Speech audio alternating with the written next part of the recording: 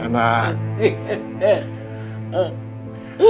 ang sabi ng doktor, pwede ka na daw umuwi. Basta bumaba yung presyon mo. Ayoko dito sa ospital. May anak pa akong asikasuhin. Anak, inaasikaso na ng mga tauhan mo si Inigo. Pahiya ka na.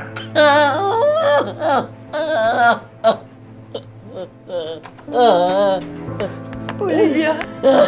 Olivia! Ang buti naman tigat tinamaan ng bomba. Salamat sa Panginoon! Olivia! Ano pinagpapasalamat mo, Ma?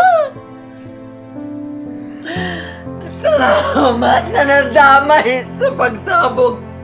Anak ko! Anong sinasabi? Napapasalamat ka! Anong sinasabi mo? Ha? Wala na ang apo mo. Wala na. Kasalanan ng tanaw! Wag! Wag! Patawarin mo ako, Olivia, please!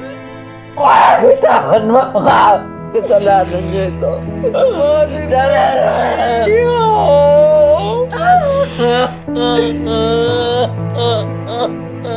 Ang apo mo! Olivia!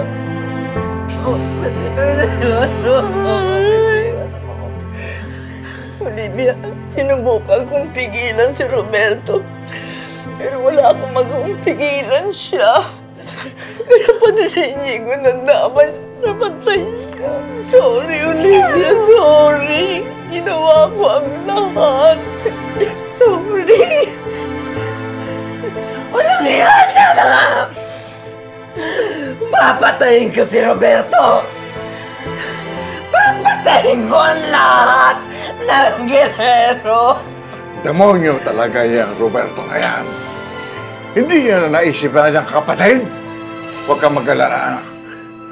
Igaganti natin ang pagkamatay ni Inigo. Papatayin ko yung demonyo yan! Tumigil ka, Julio! Anak ko ang gusto niyong patayin. Maawa naman kayo sa kanya!